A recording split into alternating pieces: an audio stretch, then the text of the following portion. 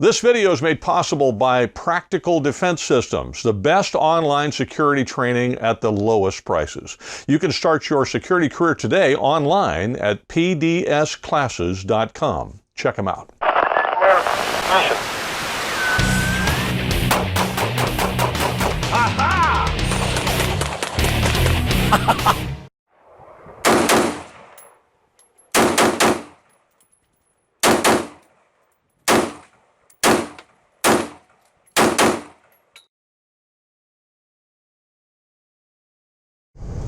Hi, I'm Joel Persinger. I'm the Gun Guy. Thank you very much for all of your support of GunGuyTV. Do check us out on these alternative locations because YouTube is kind of sketchy. And then if you get a chance, check out the GunGuyTV Firearms podcast as well.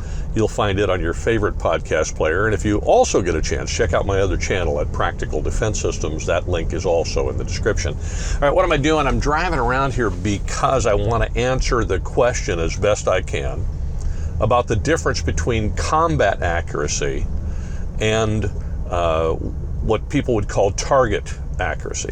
So for example, you might be able to see, if I pull up a little farther on this camera, you might be able to see there's an apartment building over here and there's a hillside to my right. So the distance between the apartment building window and the hillside is probably no more than 20 yards, all right? If I got my rangefinder out this morning. I'm just in a little neighborhood over here right next to San Carlos. This is actually called Fletcher Hills.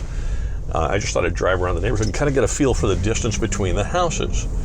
Well, my house we've got a little bit more of a setback than these houses have, but again, we're in a suburban area, suburban part of San Diego, and these houses, I know from my front door to my neighbor's front door across the street is roughly 40 yards. And so to the middle of the street would be 20 yards or maybe a little bit less from my front door, from standing right at my front door to the middle of the street. It's about 20 yards. And then if you go through other neighborhoods, sometimes the setbacks are not as far, and so the houses are closer in, and you're going to be less than that. Now, obviously, if you're in I'm going to flip a U here and go over to San Carlos. If you're in an area where the houses are perhaps larger and farther away and the lots are bigger and so on, you might have a 25 or 30 yard setback on the house. And so in that case, when you include the street and everything else, you might have a 70 yard distance between you and your neighbor's front door. But that's pretty rare. Most of these suburban areas, until you get into the exurbs, which are much farther out, the lots are 2, 3, 4 acres. If you're in a suburban area, let me flip around here, then you're going to have distances between you and your neighbor's house of probably no more, I would say, than 40 yards.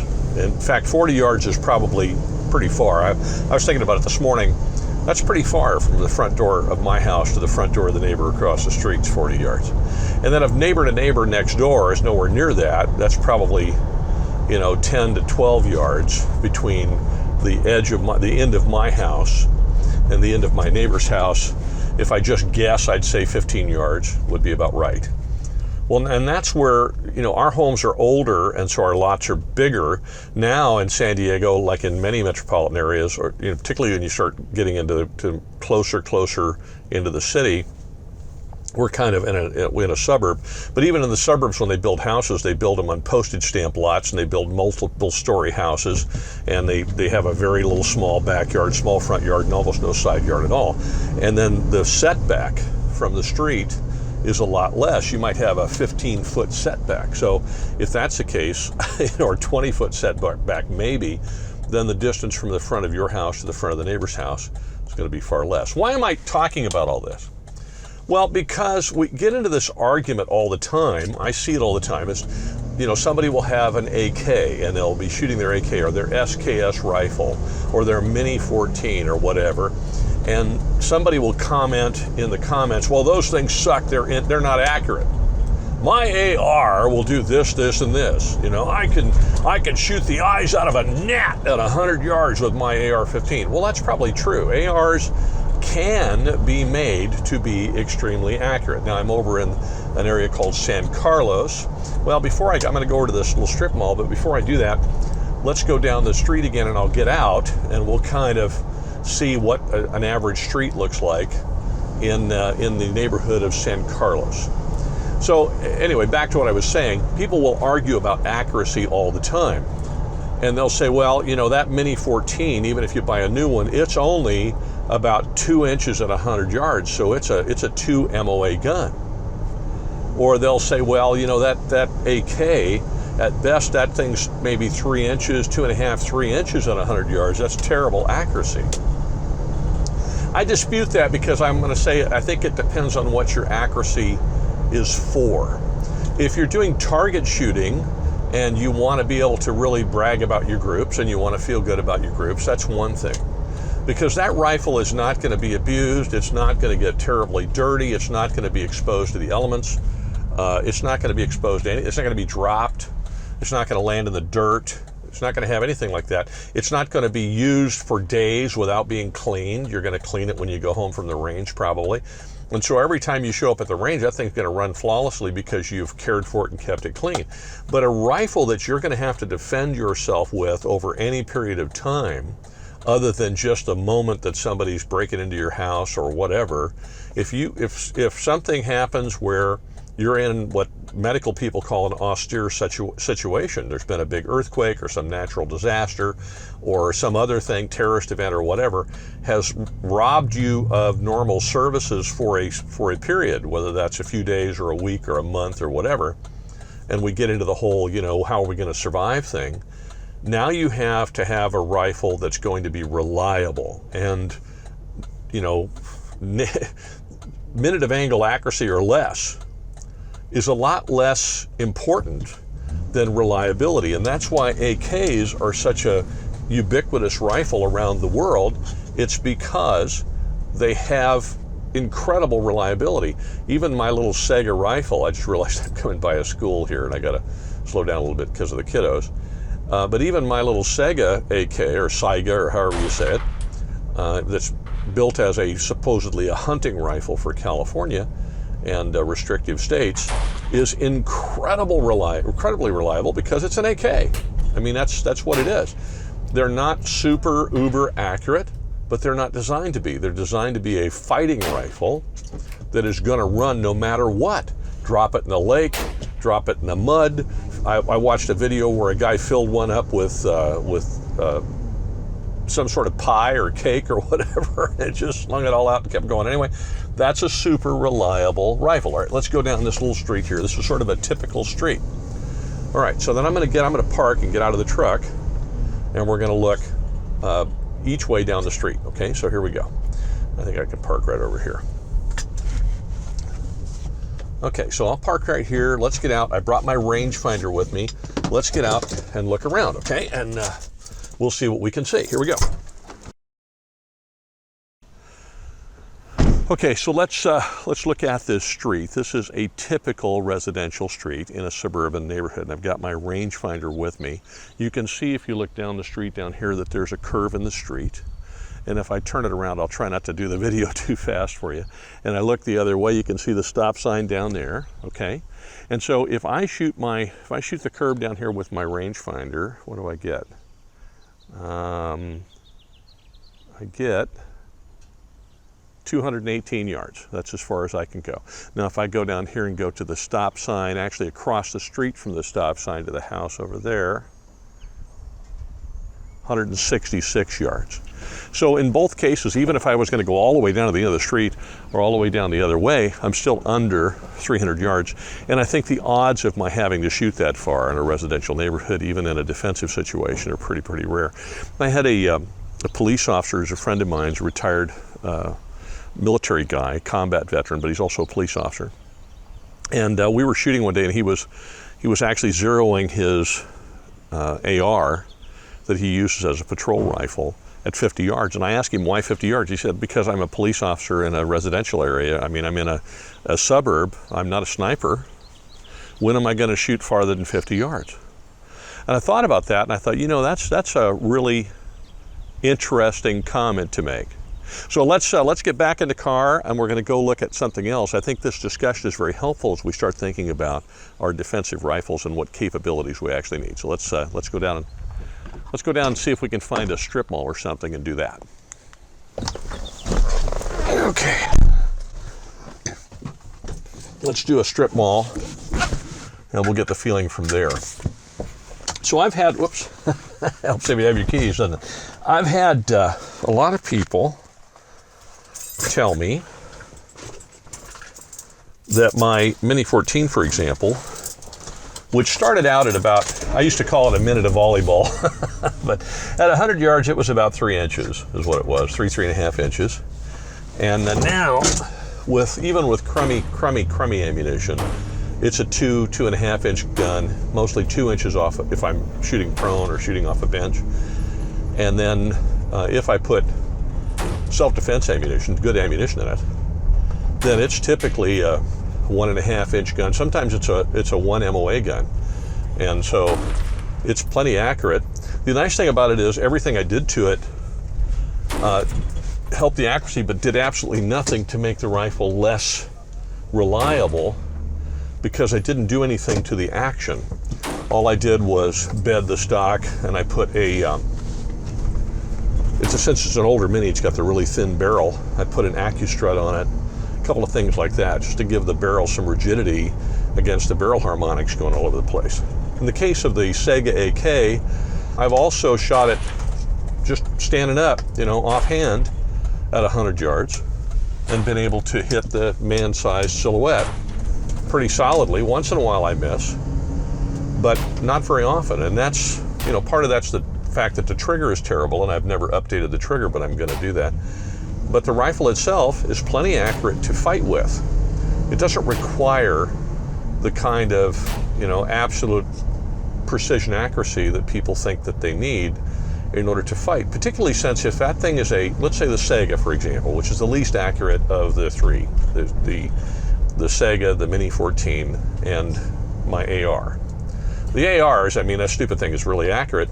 However, I've got one that's super duper accurate, and I've got one that's not as accurate, but the one that's not as accurate is a lot more reliable, because the tolerances in the rifle that is accurate are so tight and so close that if that thing gets a little fouled, or I put too many rounds through it, it starts to get finicky, it starts to get weird. Where the other one, because the tolerances are not as close, it's a little loosey-goosey.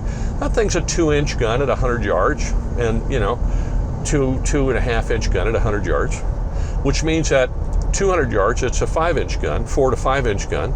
Well, in the environment in which I'm in, to quote the police officer I was telling you about, there's very little chance that I'm ever going to shoot past 50 yards in the first place. And even if I do, there's very little chance I'm going to shoot beyond a couple of 100 yards. And so, if they're out 300 yards, why am I shooting at them? Why am I not getting behind cover and trying to get away? There's no reason for me to shoot at somebody who's 300 yards away in this environment that I can think of, unless they've got me pinned down and I don't have any choice.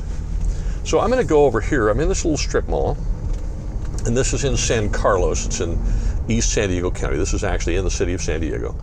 And I'm going to go kind of as far over on this side as I can. There's a school over here. I think this is what this is like an online school thing. Yeah, it's the Charter School of San Diego. So I'm going to park right here. It's closed because this is Sunday. And over there is an Albertsons. So I'm going to get out and show it to you. And then I'm going to shoot the distance from here to the Albertsons, which I'm going to guess is about 300 yards, but I don't know.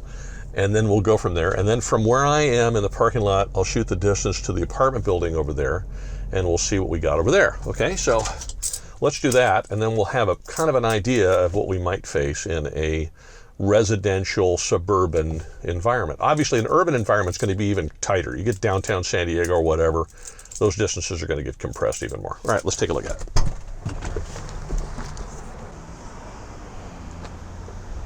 Okay, so as I said, the Vons is over there, or not a Vons, I'm sorry, the Albertsons you can probably see is way over there, okay? And then if I turn around, you can see there's an apartment building across the street over here. So this sort of represents an area in which you might go to go get food or something like that in a very harsh situation. You might find a lot of other people that want to try to do the same thing. So let's see what the distance to the Albertsons is. See if I can get it to do it with my right eye. Okay, so from here to the Albertsons is 147.5 yards. So that's under 200 yards. That's quite a distance.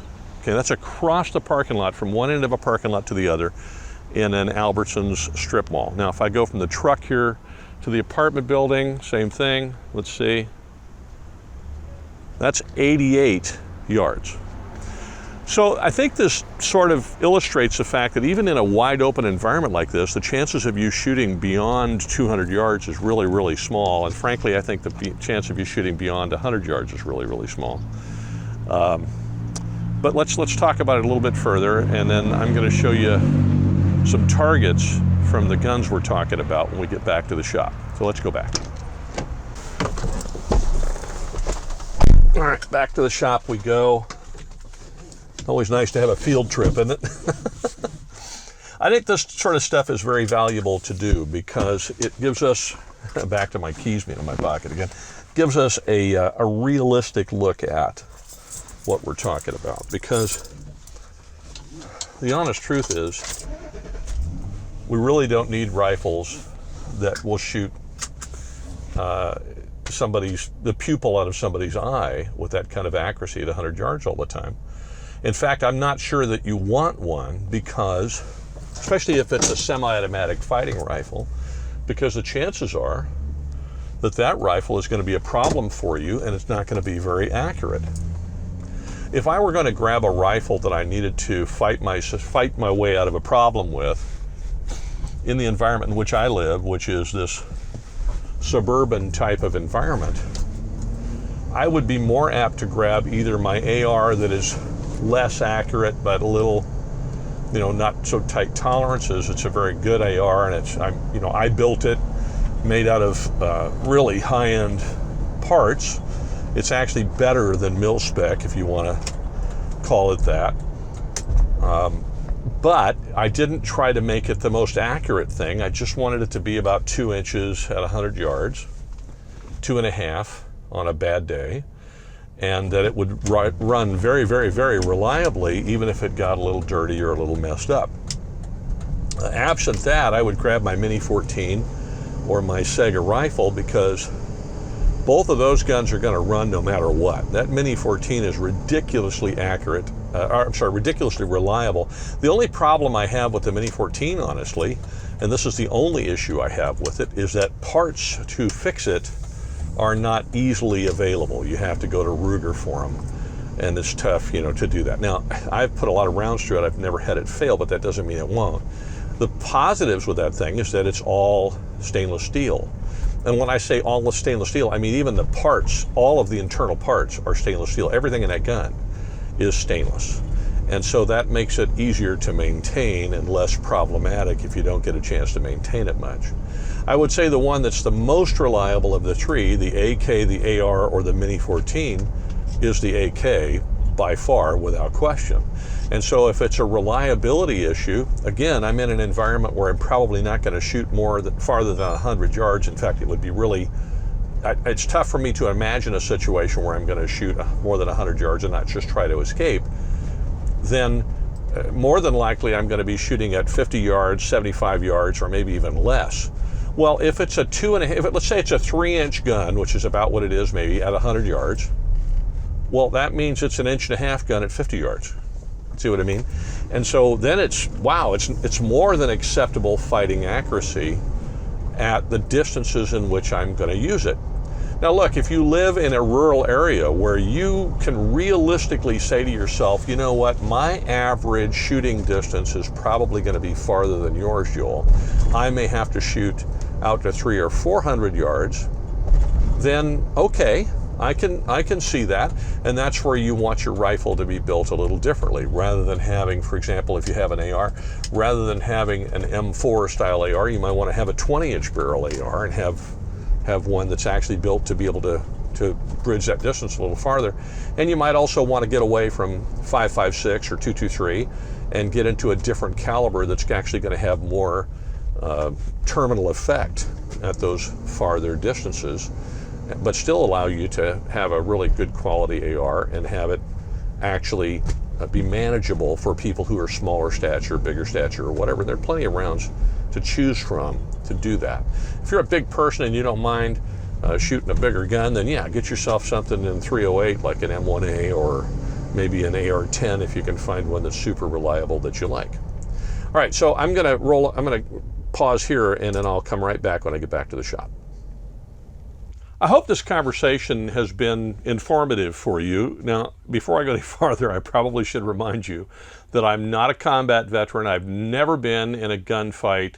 I certainly have never been in a firefight with a rifle. So I'm just thinking through this and sharing with you what I think is right. But if you have experience in those areas, you certainly have more knowledge than I do and you have more credibility. So if that's the case, please do share in the description right down there in the comments, because honestly, this is stuff that we really need to think through and understand if we're going to be effective in defending our families if something goes sideways and we're pressed into a position where we need to do that. A couple of thoughts came to mind as I was going through this, and then I'll show you some targets here in a second. One is that given the fact that accuracy may not be as big a deal as reliability and also as effectiveness, maybe of the three rifles, the AR, the Mini 14, and the Sega AK, perhaps the AK is the better choice for me because it's 7.62 by 39, so it's going to hit a little harder. So even if my hit is not exactly where I want it to be, it may have more terminal effectiveness on the bad guy that I hit. One thing's for sure, I've come down to the opinion that my rifle doesn't have to be minute of angle, it needs to be minute of bad guy. And as long as it's a minute of bad guy, I'm good to go. So with that in mind, let me show you those targets again, and then I have something else I'll share with you. So first of all, you've got the green target that I was shooting at with the Sega, and that's kind of about a 6-inch group. You got the one that went pretty low, and so that brought it into, I think, a 6-inch group or thereabouts, maybe a little more than that. And then you've got the group that I shot when I was taking my time and watching my breathing with the Mini 14, and that's about 1.5 inches with one flyer. If you include the flyer, it's probably about 3 inches. I didn't count it out, but that would be about right. And then I was still on the bench. I was just shooting faster, not worrying about my breathing, not paying so much attention to my trigger press and so on, and I had about a 4-inch group with the Mini. Those were all at 100 yards. All those targets I just talked about were at 100 yards. And then I brought the target into 25 yards, and I thought, well, I'll just bang away at it with the Mini 14 and shoot rapid fire and see how well I do. And I still had a 7-inch group at 25 yards. And the reason why I did that is I thought, well, you know, in my urban environment, truthfully, it's suburban, not urban, but I mean, it's still tighter than it would be if I were in my property out there in Arizona, which is almost 40 acres. I mean, that's a lot of space. We don't have that kind of space here. Chances are I'm not going to shoot beyond 25 yards, to be honest. And so I thought, well, I'll try at 25 yards and see how well I do, not being super uber trained with this, and see how well I can do. Well, I got a 7-inch group out of it. Okay, well, let's see. Is that really relevant? Let's see. I got this plate out of the kitchen, and I thought I'd measure this dessert plate. This dessert plate is 8.5 inches in diameter. So even my 7-inch group would fit neatly inside that 8.5-inch diameter. Now watch this. I took one of those green targets and I cut it out and I glued it in the middle. There's your 6-inch target. So anything within that 6-inch target is going to be a solid hit. And I would argue probably a critical hit. And maybe even everything within the 8.5 inches is going to be a critical hit. So if you've got a rifle where, let's say in your environment, you might shoot 200 yards, you might shoot 300 yards. Your rifle's 200, maybe it's 2 minute of angle, it's 2 inches at 100 yards. That makes it, unless I'm wrong, now correct me if I'm wrong, that makes it then 4 inches at 200 yards and 6 inches at 300 yards. And guess what? You're still making critical hits. You don't need to have sub-MOA accuracy in a fighting rifle. It just isn't necessary if you're an average Joe or Jane like me. It's just not necessary. And I think in striving for that, sometimes we put ourselves in a position where we have an expectation of our fighting rifle that is not realistic, or we drive our fighting rifle to be so accurate and so tight and close in its tolerances then it's not going to be reliable if it's having to function in difficult situations where it might be dropped or have to be somewhat mistreated because we can't take care of it quite the way we'd like to. Anyway, I hope this discussion has been informative for you. It certainly has been educational for me. Have a wonderful week, and please do comment if you disagree with me or if you agree or whatever. I'd love to know what your thoughts are, and perhaps we can all help each other learn. Have a great week. Thank you very much for all of your support, and wherever you go, whatever you do, stay safe.